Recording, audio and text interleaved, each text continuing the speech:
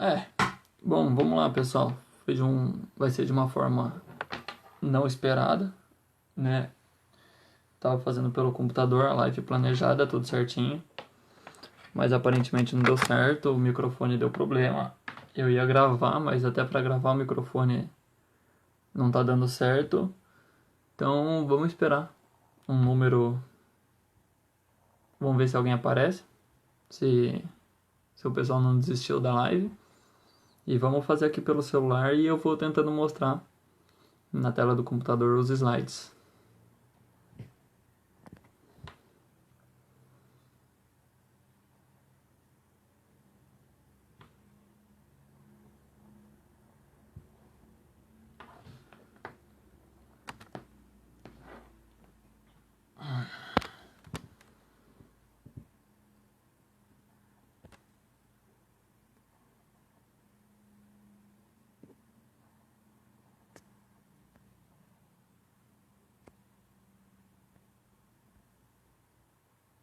Bom, vamos lá. O planejado da aula de hoje era fazer o plantão sobre membranas plasmáticas, né, da segunda aula de biologia A. E é nosso segundo plantão. E qualquer dúvida que tiver, vocês colocam no comentário ou colocam no formulário que está disponível no Classroom e no Drive, que a gente vai buscar responder vocês. Então vamos lá. Hoje é aula de membrana plasmática e a gente vai tratar, né, sobre o que é quais são as funções da membrana plasmática e alguns exercícios do Enem e uns exercícios de fixação. Então, a membrana plasmática é um material que revolve toda a célula, seja a célula eucarionte, a célula procarionte e dentro do eucarionte sendo uma célula animal ou uma célula vegetal. É essa membrana plasmática que vai proporcionar para a célula um formato definido, uma forma definida. Sem essa membrana, o material ficaria espalhado e ela não teria uma forma. Então, a membrana plasmática ela vai dividir o que está no interior da célula do que está do exterior da célula, como se fosse uma casa. Então, dentro da casa, a gente tem tudo guardadinho e para fora a gente tem outro clima, a gente tem outro ambiente. A membrana plasmática ela é constituída de proteínas e lipídios e ela fica extremamente no exterior da célula. Aqui, ó, onde está circulando, aqui é uma célula eucarionte, né? O núcleo dela, o complexo golgiense, as mitocôndrias e tudo mais. Aqui no exterior da célula, bem no final, nós temos a membrana plasmática, né? Então aqui é a parte interior, aqui é a parte exterior e aqui é o que divide ela do ambiente externo. E essa membrana, ela é dessa forma. Tudo que está em colorido, todas essas outras formas que não seja essa camada azul, são proteínas que dão várias funções muito específicas para a membrana. E algumas dessas proteínas a gente vai citar e muitas não, porque acaba entrando muito a fundo. Essa parte aqui é o que constitui a membrana plasmática. Então nós vamos ter a bolinha, né, que é a cabeça de fósforo da célula, e vamos ter o corpo, que é a parte de lipídios. Então essa parte aqui representaria para fora, né, essa parte seria fora. Aqui é a parte de dentro da membrana plasmática e aqui é a parte de dentro da célula. Então aqui estaria a célula por dentro, estaria essa parte, e aqui estaria a parte de fora da célula.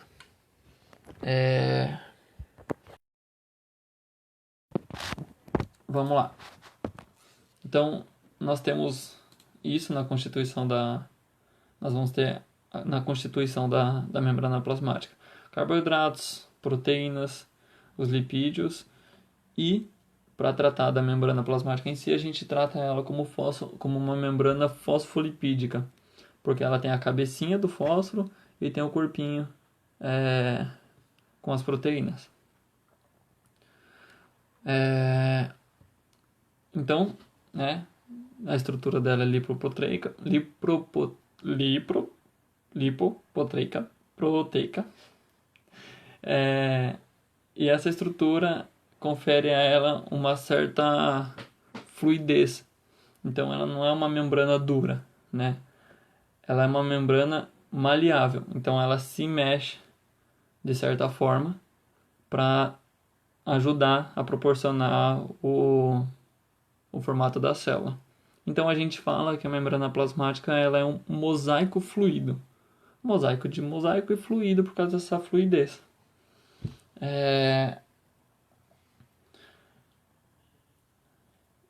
O fosfato, que é essa bolinha, né, composta por fósforo, ela é hidrofílica, ou seja, ela tem afinidade com a água.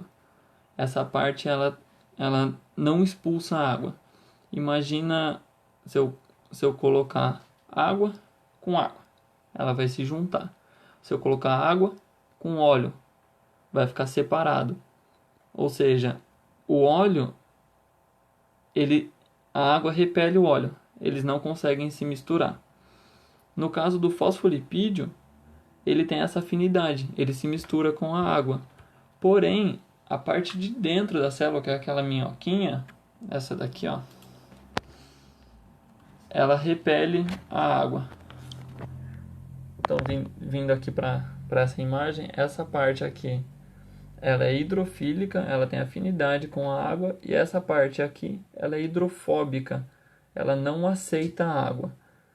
Né? A gente fala que isso aqui é uma bicamada fosfolipídica, porque ela é tratada como duas camadas, e nós temos essa parte que é hidrofóbica, essa parte que é hidrofílica. Aqui representaria a membrana dividindo a célula do meio extracelular, que é para fora da célula, e o meio intracelular, que é para dentro da célula. E por que é importante nós termos uma camada que seja hidrofílica e uma que seja hidrofóbica? Você tendo uma parte hidrofílica, você permite que alguns compostos junto com a água entrem dentro da célula. Você tendo uma parte hidrofóbica, você garante para a célula uma permeabilidade seletiva. Ou seja, a célula vai poder selecionar o que entra e o que sai dela.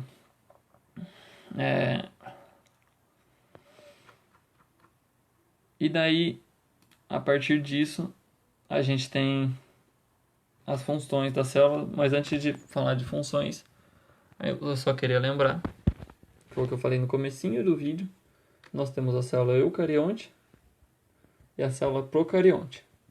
Essas duas são célula eucarionte, essa é uma célula animal, essa é uma célula vegetal. E essa é uma célula procarionte de uma bactéria. Então, bem aqui no exterior da célula eucarionte, nós teremos a membrana plasmática. Aqui no caso da célula animal. No caso da célula vegetal, nós temos a membrana plasmática nesse verdinho que é mais claro. Este verdinho aqui, que é mais claro. Essa parte de fora que define o formato da célula vegetal é a parede celular, que nessa célula não tem. O formato final dela é definido pela membrana plasmática. Aqui o formato final é definido pela parede celular. E o mesmo acontece aqui no ser procarionte. Então a gente vai ter a membrana plasmática dentro e uma parede celular fora. E as funções da membrana plasmática são selecionar o que entra e o que sai. E para entrar e para sair, nós temos três formas diferentes, que é a osmose, que é um nome muito conhecido. Tem o transporte, né, tem transporte passivo e transporte ativo. Dentro do transporte passivo, nós vamos ter a osmose, a difusão simples e a difusão facilitada. No transporte ativo, nós temos alguns tipos de transporte mais complexos, dentre eles o transporte de açúcares, que é o mais importante. A diferença simples é que o transporte passivo, pensando em paz, não gasta energia, e o transporte ativo, pensando em atividade, gasta energia. Então, a função da membrana plasmática é regular o que entra e o que sai, por meio de permeabilidade seletiva. Então, ela vai funcionar como um filtro semipermeável. Agora, vamos tratar um pouco do transporte, né, do transporte passivo primeiro, para depois a gente tratar do transporte ativo. E dentro do transporte passivo, nós vamos falar das três funções, né? Então, falando aqui do transporte passivo, que não envolve gasto de energia, a energia, voltando a reforçar, que é o ATP da célula. ATP é um nome bem feio, nome para dar para cachorro, para não esquecer para o resto da vida, que é adenosina trifosfato. É a forma que nosso corpo tem de guardar energia sem ocupar muito espaço. Então vamos tratar um pouquinho dos três tipos de transporte passivo. O primeiro tipo que a gente vai tratar é a osmose. A osmose, ela é o transporte de água através da célula. A gente vai ter então a água, que é um solvente, pensando que ela dissolve as coisas. A gente tem uma outra denominação que é soluto. O soluto é o composto que vai ser dissolvido pelo solvente. E nós temos o terceiro composto, que é a solução. A solução é o resultado da união do soluto com o solvente. Então, o Enem gosta muito de cobrar esses termos. Na osmose, a gente vai ter o transporte de água ou um transporte de um solvente, mas a gente trata principalmente a água dentro da osmose. Antes de falar do que acontece na osmose, a gente tem que entender o meio onde a célula está inserida. Então, vamos pensar que a célula está num ambiente que seja... Vamos usar o sal como exemplo. Vamos pensar que a célula esteja num ambiente com muito, com pouco e com uma quantidade equilibrada de soluto ou de sal. O sal seria o soluto. Então, aqui é uma célula que está num ambiente equilibrado, onde tem uma quantidade equilibrada de soluto. Então, aqui tem as setinhas que representam a saída e a entrada de água. Quando tiver o amarelo está representando a entrada de água e quando tiver o azul está representando a saída de água. No meio isotônico, iso vem de médio, de meio, ele trata da célula no meio onde a quantidade de soluto e de solvente são equilibradas. Então a gente vai ter a mesma quantidade de água que entra na célula, é a mesma quantidade de água que sai da célula. Ou seja, não tem muita coisa para ela diluir lá fora, então ela entra e sai tranquilamente.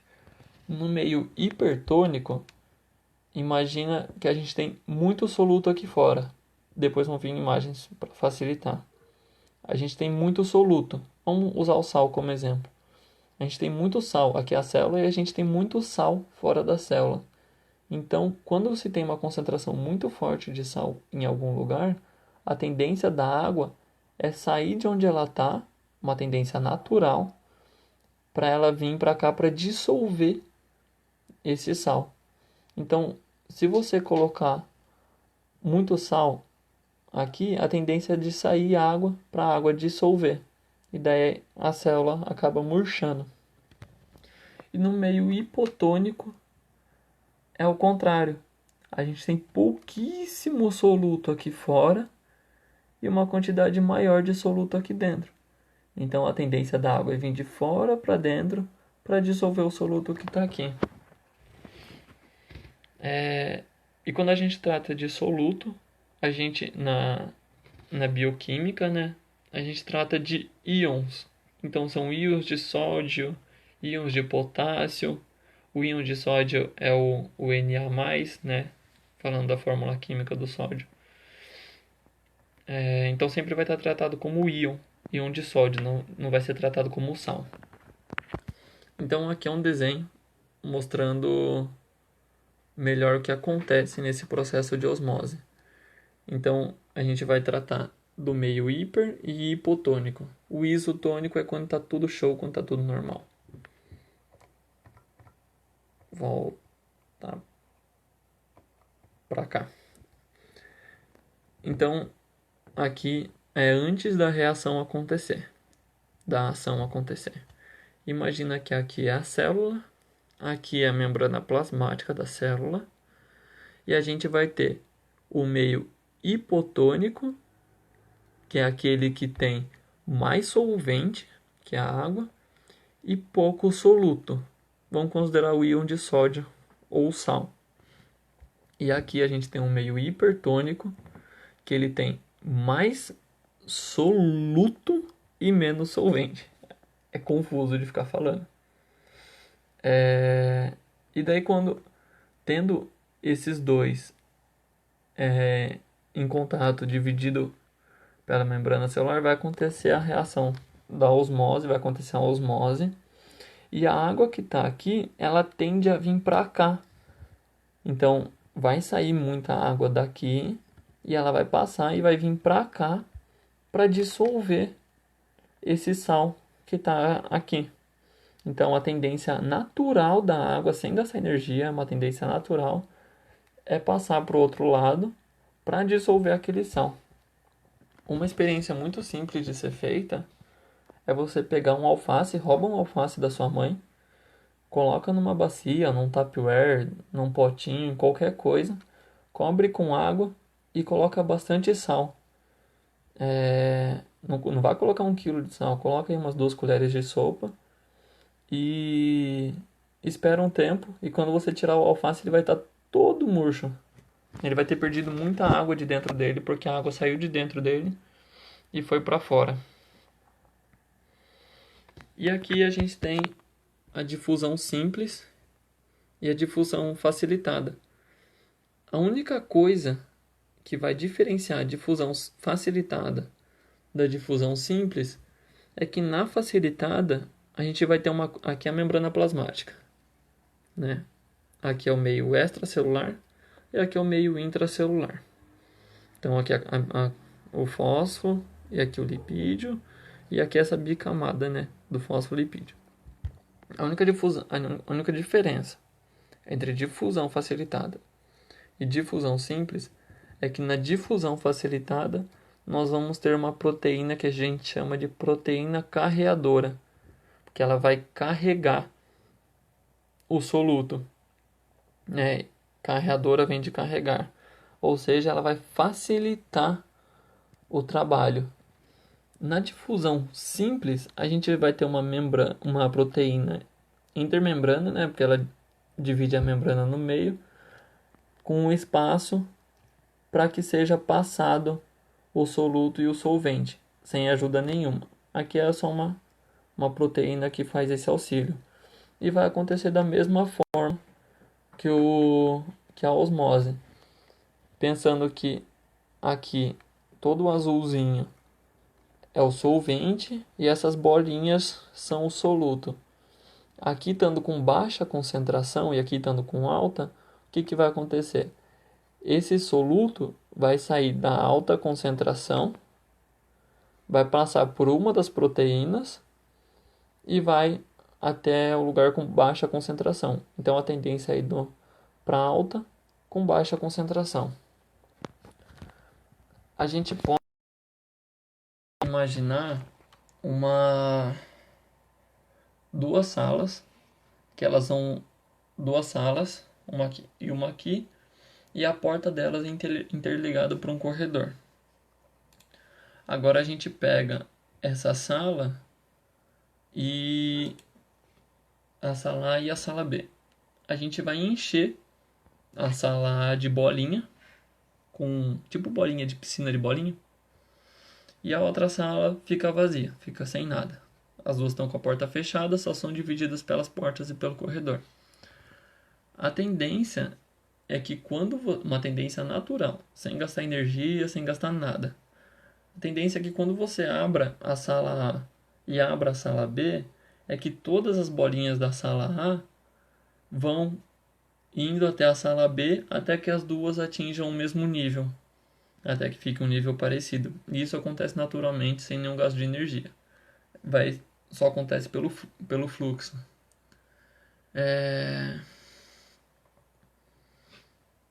O transporte ativo é o que acontece para gerar energia, né? Então, a bomba de sódio e potássio que acontece no ciclo de Krebs, ela é um transporte ativo. A endocitose ou fagocitose também acontece via transporte ativo. A gente não vai entrar em detalhes da bomba de sódio e potássio, do ciclo de Krebs, que vão ter aulas específicas para isso. E a fagocitose, imagina que nosso corpo tem células de defesa e nosso corpo tem células que envelhecem e morrem. E também tem parasitas, seria o certo? Tem agentes indesejáveis dentro do nosso corpo e as células de defesa, elas vão fagocitar essas células, que é comer esses seres indesejáveis dentro do nosso corpo ou as células velhas. Então, imagina que aqui é a célula, meus dedos são a membrana plasmática. Então, quando ela faz a fagocitose, ela abre a célula, ela não abre, ela cria uma projeção, né, para fora da membrana e ela vai fagocitar o ser indesejável é meu olho. Ela vai fagocitar e a partir do momento que ela fagocita, que ela envolve o material que estava fora, vai vir para dentro para ser digerido e ser reutilizado. Vamos lá. Então a fagocitose é essa ingestão, né? E representando o transporte ativo, a gente vai ter uma membrana, a gente vai ter a membrana do mesmo jeito, o meio exterior e o meio interior. E para passar o soluto para o outro lado, nós necessitaremos de ATP vindo, o ATP, que é a nossa energia, nossa molécula de energia no corpo. Ele vai vir até essa proteína, ativar ela, gastando energia, para que daí os íons, para que daí o íon e o soluto possa passar. Então, o transporte ativo é quando gasta energia. A pinocitose também é uma forma de gestão intracelular. E o transporte para gerar energia. Vamos lá para a próxima parte.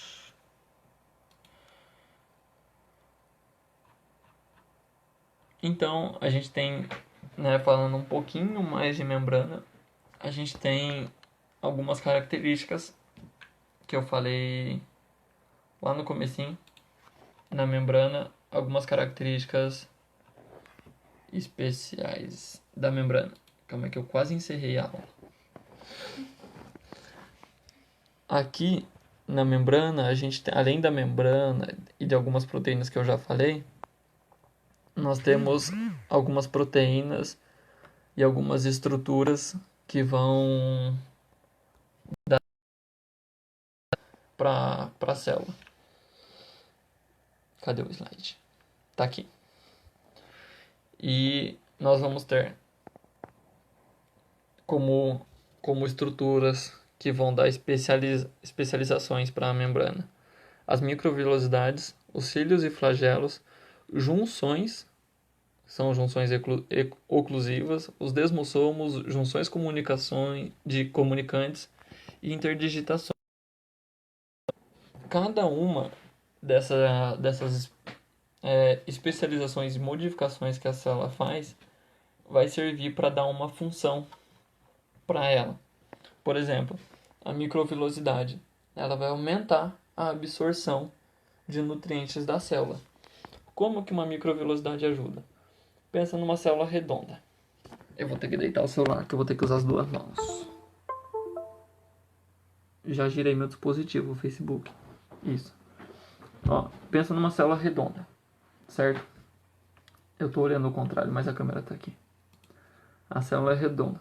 Ela só consegue absorver o que vier de nutriente nessa parte dela, certo? Agora, vou pegar o foninho de ouvido. Se eu coloco o foninho, que vão ser minhas microvilosidades, eu vou ter uma área de absorção muito maior. Cada curva dessa vai ser parte da célula, que vai ser uma microvilosidade para conseguir absorver mais nutriente. Então, quanto mais curvas ela tiver, ela vai ter mais contato com o meio externo para poder fazer a absorção. O pessoal, tá bom o áudio? Tá tudo certo? Tá tudo certo o áudio? Tá. A assistente falou que tá tudo certo o áudio. Outra função, outra estrutura que a gente tem que dá uma função para a célula são os cílios e flagelos. Cílio e flagelo. O que são cílios e flagelos?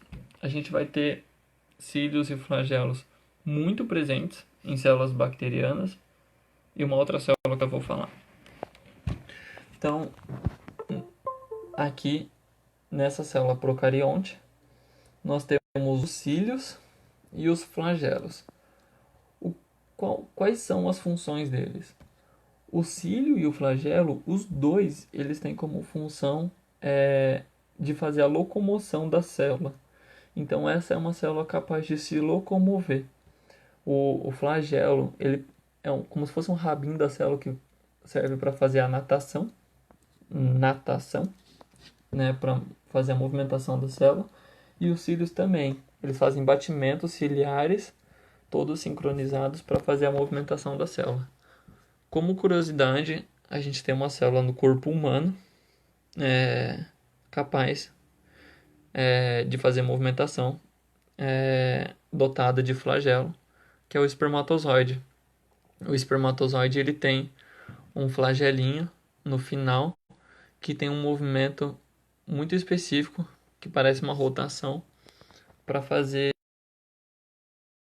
a movimentação e permitir a fecundação, permitindo a reprodução. A gente tem junções também para juntar. Vamos lá de novo deitar o celular. Já girei meu dispositivo, Facebook. Tira isso daqui da minha cara. Isso. A gente tem junções nas células. A gente tem, então, na membrana a gente vai ter junções oclusivas, que elas permitem que as células se juntem, em vez de ficar um espacinho, como está aqui no meu dedo, ela permite que as células se fixem certinho. Também vamos ter os desmossomos, que servem para dar adesão para a célula, ou uma junção comunicante, né?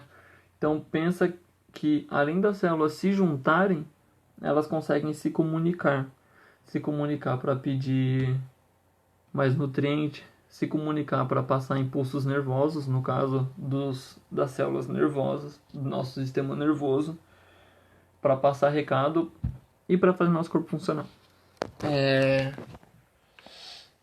Então, basicamente, de membrana plasmática é isso. São algumas especializações da célula que tinha para falar. Sobre os modos de transporte, sobre a estrutura da membrana plasmática em si. E era isso. Agora a gente vai falar um pouco dos exercícios, tanto os exercícios de fixação, agora eu vou ter que ler, tanto os exercícios de fixação como os exercícios do Enem. Vamos começar primeiro pelos exercícios de fixação, né? O primeiro exercício de fixação que a gente tem é a seguinte pergunta: qual a estrutura da membrana plasmática? Pontinho de interrogação, ilustre com um desenho. A estrutura da membrana plasmática é aquele que eu falei no primeiro e no terceiro slide. Essa estrutura é uma estrutura de uma bicamada fosfolipídica constituída por um grupo fosfato e pelos lipídios, pelo grupo lipídico. E então, pedindo para ilustrar ela, isso daqui você ilustra uma membrana plasmática, ou se você quiser deixar seu desenho mais complexo, você pode ilustrar juntando as proteínas e tudo mais para fazer sua ilustração. Qual que é a estrutura dela? É uma bicamada fosfolipídica, que ela tem duas camadas de fosfolipídios e proteínas inseridas no meio. A segunda pergunta é um pouquinho mais complexa, mas também não é difícil de se responder. O problema é que ela é dissertativa, né? A segunda pergunta é: defina detalhadamente transporte ativo e transporte passivo. Então, o transporte ativo é aquele que vai envolver gasto de energia, e ele acontece contra o gradiente de concentração. É por isso que vai exigir o gasto de energia. O que seria contra o gradiente de concentração? Vamos vir aqui. Tá aqui. Então, aqui a gente tem a camada, a membrana plasmática. Aqui nós temos as proteínas. E aqui nós temos o soluto e soluto. Aqui tem muito soluto e aqui tem pouco soluto. Se fosse um transporte passivo, o natural seria vir do mais concentrado para o menos concentrado. Mas no transporte ativo, aqui que a gente faz? Gasta energia para permitir a abertura dessa proteína e conseguir enviar esse soluto do menos concentrado para o mais concentrado. Descrevendo o que é o transporte ativo, é um transporte que envolve gasto de energia e ele acontece do gradiente de menor concentração para maior concentração.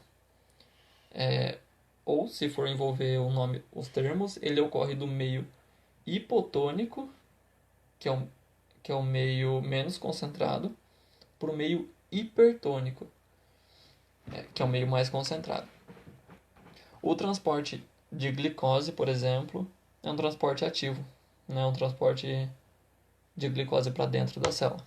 O transporte passivo é aquele que não envolve o gasto de energia e acontece a favor do gradiente de concentração. Ou seja, é aquele exemplo da sala e das bolinhas que eu dei. Tem uma sala cheia de bolinha. Se eu abro a porta, a tendência é esse monte de bolinha descer até que ele se nivele com a quantidade de bolinhas da outra sala. Né? Então tá aqui, a tendência natural é descer sem gastar energia. E ela acontece a favor do gradiente de concentração, ou seja, vai do meio hipertônico, que é aquele mais concentrado, com muito soluto, para o meio hipotônico, com menos soluto.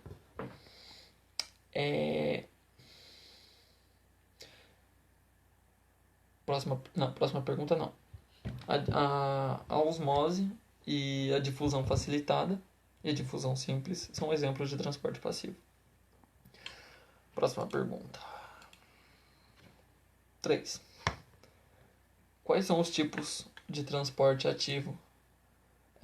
Os tipos de transporte ativo vão ser a bomba de sódio e potássio, que a gente vai falar nas aulas de ciclo de Krebs, a endocitose, que trata da fagocitose e da pinocitose, e a exocitose, que serão também conteúdos citados mais para frente porque são bem amplos e não tratam somente de membrana. Qual que é a pergunta 4? Quais são os tipos de transporte passivo? E para explicar o que ocorre detalhadamente em cada um. Então, os tipos de transporte passivo que a gente tratou que são os que existem é a osmose, a difusão simples e a difusão facilitada. A osmose é o transporte de solvente. O transporte de solvente é o transporte de água ou de algum outro solvente, mas de forma geral é a água. O que você usa para dissolver? O tangue, água. Então, água é um solvente.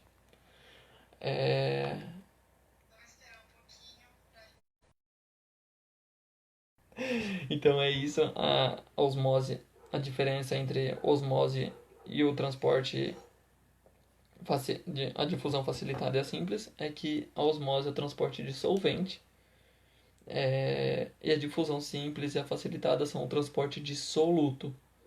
A facilitada, ela existe uma proteína para carregar esse soluto, e a simples, ela não tem essa proteína carreadora, ela só tem um caminho para passar. E a gente trata da água no exemplo do solvente porque ela é um solvente universal. Então a gente vai tratar sempre dela quando for tratar de osmose. Quinta pergunta. Quinta e última do exercício de fixação. Depois a gente vai para o exercício de vestibular. Faça um breve texto relacionando os seguintes conceitos: meio hipotônico, meio isotônico, meio hipertônico, célula túrgida, célula plasmolizada, célula normal, lisicelular, células animais e células vegetais. Eu não usei esse termo de célula túrgida, célula plasmolizada e célula normal, mas eu posso falar isso para vocês. E isso fecha a apresentação mesmo. Cadê? Achei. Aqui, ó. Isso. Aqui nós temos 3 tipos de células. A célula normal, porque ela está num ambiente normal, é um ambiente isotônico, um ambiente equilibrado. A célula túrgida é uma célula, né, murchinha, com pouca água, porque ela está no meio hipertônico. A célula plasmolizada é essa célula gordinha, porque ela está no meio hipotônico. É isso. Agora a gente vai relacionar aquele monte de palavras. Então, primeiro os 3 meios, né, que pede para relacionar. As células, elas obrigatoriamente vão estar em algum desses 3 meios.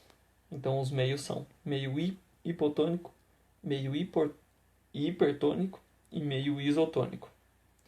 No meio hipotônico, a menor concentração de soluto. Dessa maneira, a água entra dentro da célula e ela fica túrgida. Então, já usamos as 4 palavras. As células vegetais limitam a quantidade de célula que entra, de água que entra.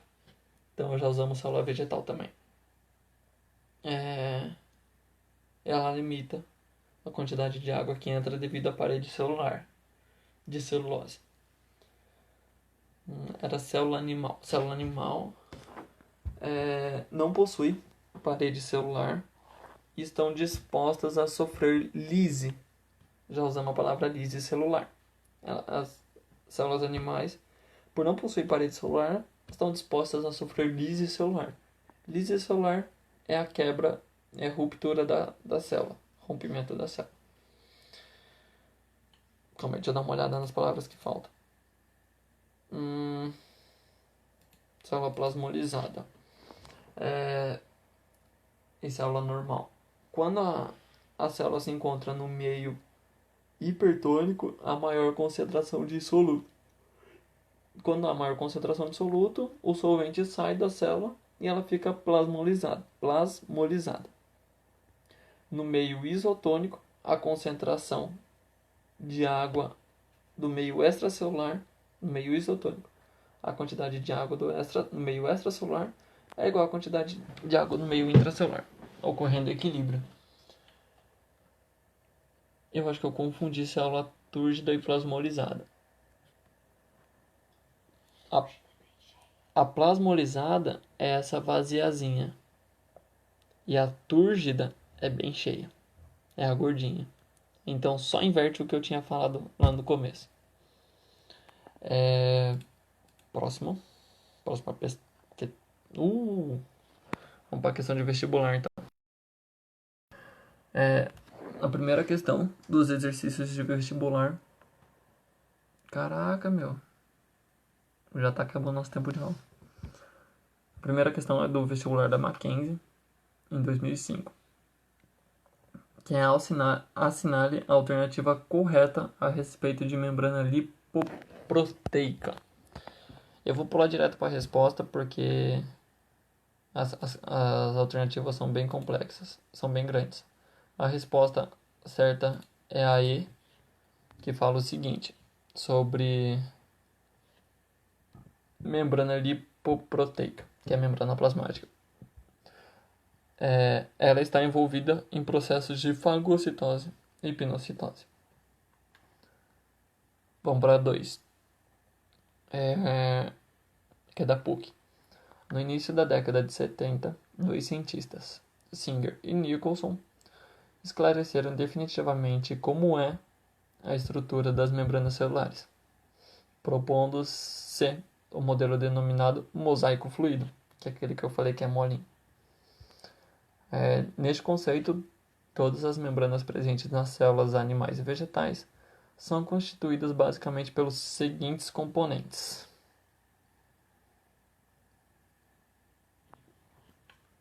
Calma aí que eu estou lendo as alternativas para não ficar falando todas. De novo é aí.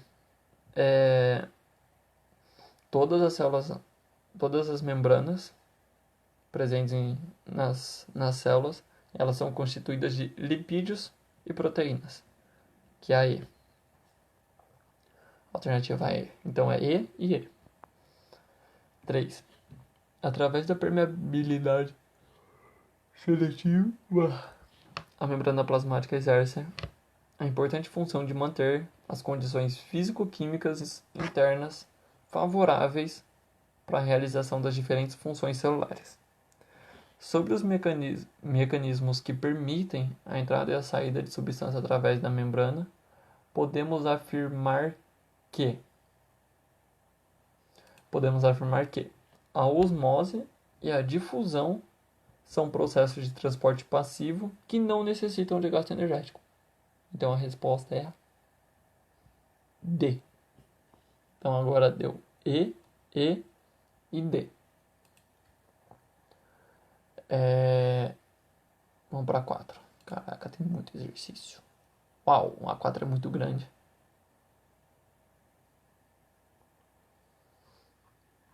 Vamos lá. A definição de osmose pode ser dada como deslocamento de solvente. Na osmose, o solvente se desloca do meio hipotônico no sentido do meio hipertônico e chega ao final do processo. Esse processo acontece em diversos meios naturais, inclusive nas células do corpo humano. A osmose reversa, como o próprio nome diz, acontece no sentido contrário da osmose. A gente não falou de osmose reversa, mas fica aqui a dica. A osmose reversa acontece ao contrário da osmose. Nela, o solvente se desloca do sentido da solução mais concentrada para menos concentrada, isolando assim o soluto, como se fosse um transporte ativo. O processo de osmose reversa tem sido usado com o intuito de potabilizar a água, porque a gente vai permitir a saída do soluto, só concentrar só o soluto e concentrar só o solvente, separar os dois. Então, você pode potabilizar, por exemplo, a água salgada, fazendo a osmose reversa, separando o soluto de solvente. A osmose reversa se dá por influência da pressão osmótica, que se aplica sobre a superfície na qual se encontra a solução hipertônica, o que impede o solvente, que no caso é a água, de ser transportado para o meio mais concentrado. Isso permite que a água, chamada de água doce, vá sendo isolada do sal. Analisando o texto e com os conhecimentos sobre o assunto, pode-se afirmar que é a D também. Pode-se afirmar que a osmose reversa é considerada uma alternativa para o problema previsto com escassez da água, com a possibilidade de potabilidade da água. Agora a gente vai para 5.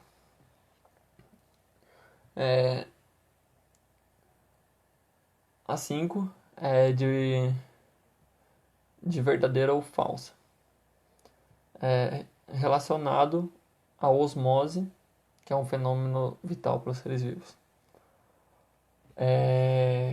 Deixa eu ler. Aqui a gente vai ter a alternativa 1, 2, 3 e 4 e 5. E nelas a gente vai analisar qual que é verdadeira e qual que é falsa. Na osmose, então, ocorre a passagem de solvente do meio hipotônico para o meio hipertônico. Verdadeiro. Ocorre a passagem de água do meio hipotônico para o meio hipertônico. Não, calma aí, parece igualzinho. Ocorre a passagem de solvente e outro ocorre a passagem de água. O que a gente usa como solvente universal? A água. Então a 2 e a 1 elas estão falando da mesma coisa, só trocou a palavra solvente pela palavra água.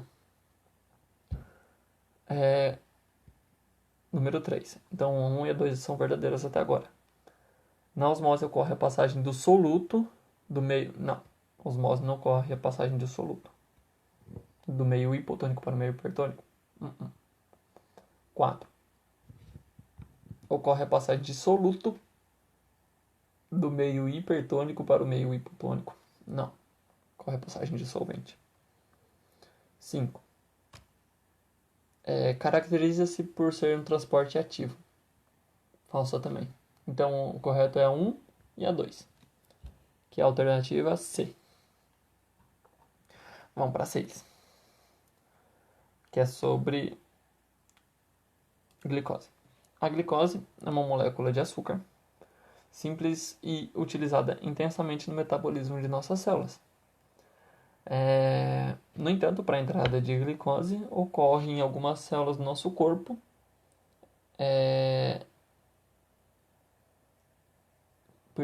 No entanto, para que a entrada de glicose ocorra em algumas células do nosso corpo, esse monossacarídeo, está falando da glicose, deve se ligar a uma proteína de membrana transportadora específica. Então, se ela se liga a uma proteína para ser transportada, a gente já está tratando de um transporte ativo. Porque ela vai se ligar a essa proteína e essa proteína vai ter que utilizar de ATP para conseguir transportar essa molécula. Que auxilia a essa molécula a atravessar a membrana sem haver gasto de energia. Esse movimento é conhecido como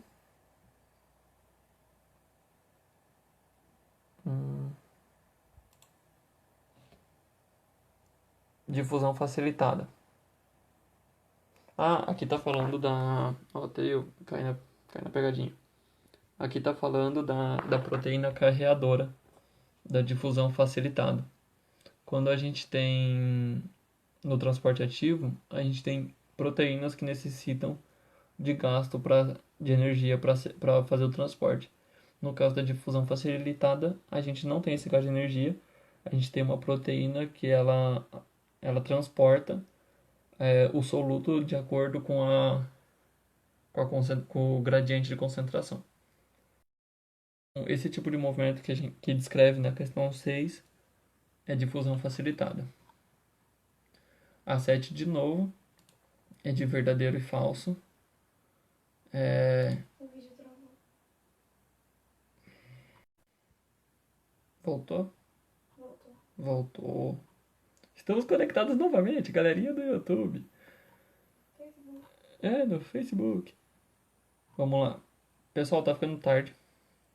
Então, pro vídeo não ficar muito longo aqui e eu não perder likes, eu vou resumir. É aquela encheção de linguiça de texto de Enem para falar de verdadeiro ou falso.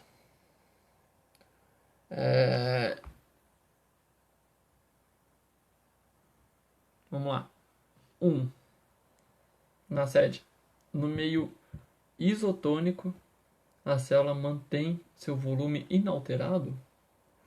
O meio isotônico é aquele meio normal, onde a célula está no mesmo equilíbrio que ele. Então, sim, ela está inalterada. Então, a 1 é verdadeira. 2. A célula perde água no meio hipotônico? No meio hipotônico, ela ganha água. Daí ela fica inchada. Então, falso. 3. A parede celular limita a entrada de água na célula vegetal, ocasionando pressão de turgor. Verdadeiro. Essa pressão de turgor ela é causada exatamente por causa da parede celular. Que, né, imagina que isso aqui é a membrana plasmática. Imagina uma outra mão em cima. Ó, meu cabelo é uma parede celular. Se não tiver essa parede celular, que é o caso das nossas células, ela se rompe com excesso de água. No caso da célula vegetal, não. Então, acontece esse fenômeno de pressão de turgor. 4. Então, até agora, a 1 e a 3 são verdadeiras. 4. A concentração de soluto é maior nas soluções hipotônicas? Não. Isso é totalmente o contrário do que a gente falou na questão 1. E a 1 é verdadeira, logo, a 4 é falsa. A concentração de soluto é maior nas soluções hipertônicas. Hiper de maior. 5. Esse processo depende do número de partículas de soluto. Qual que é o processo? Eu não li a questão 7.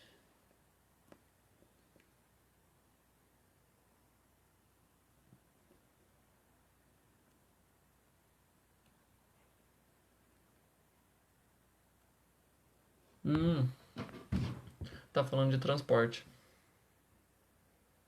Não, é falso. Então a verdadeira vai ser a 1 e a 3, que é a alternativa B. Nossa, a 9 é uma baita questão.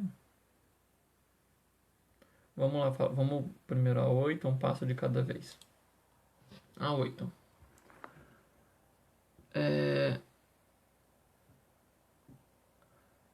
O bacalhau, cuja carne é submetida ao processo de salgamento. Então, vamos pensar por aí já.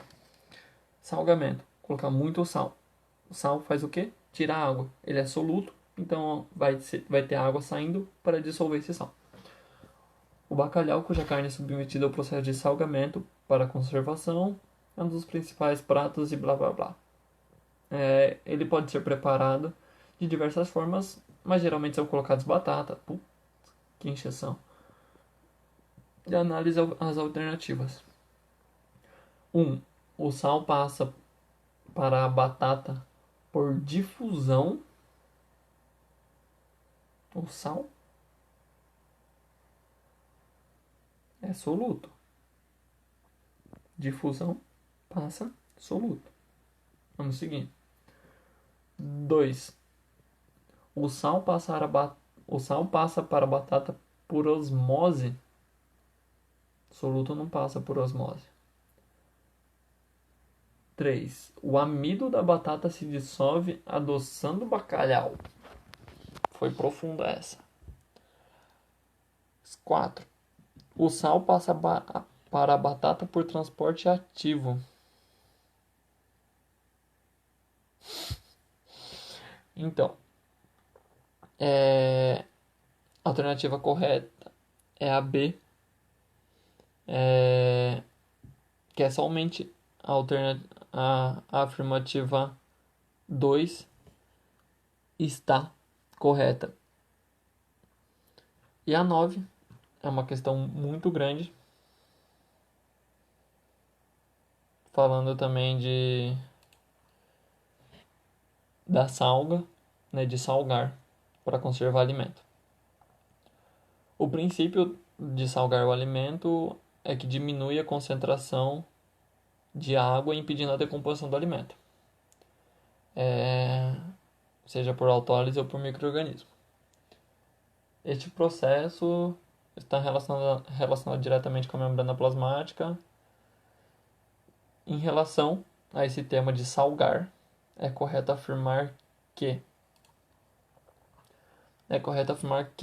o sal inibe o crescimento microbiano, porque ele afeta a pressão osmótica da célula.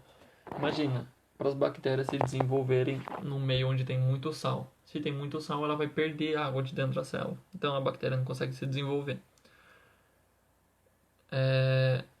Então os micro-organismos vão morrer por turgência. Então ele vai secar. Por causa da concentração de sal. Então é AD. E é isso, pessoal. Encerramos por hoje mais uma live. Deixe seu like, compartilhe nosso vídeo, se inscreva no canal, dá uma curtida na página do cursinho da Carolina, da de bio. Acesse o nosso Instagram, cursinho.bio. A gente está postando essas videoaulas lá, estão postando dicas, tem foto de professores bonitos. Então vá lá, compareça lá no nosso Insta, deixa o like na página do cursinho. É importante para o crescimento da nossa página e para a divulgação das nossas aulas.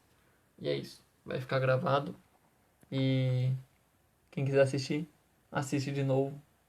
E quem tiver mais dúvidas, acesse o nosso Drive ou o nosso Classroom, que lá tem a nossa apostila, tem os exercícios que a gente comentou aqui. A gente vai postar as respostas lá. Tem vídeo aula que a gente recomenda. Uma plataforma incrível para seus estudos.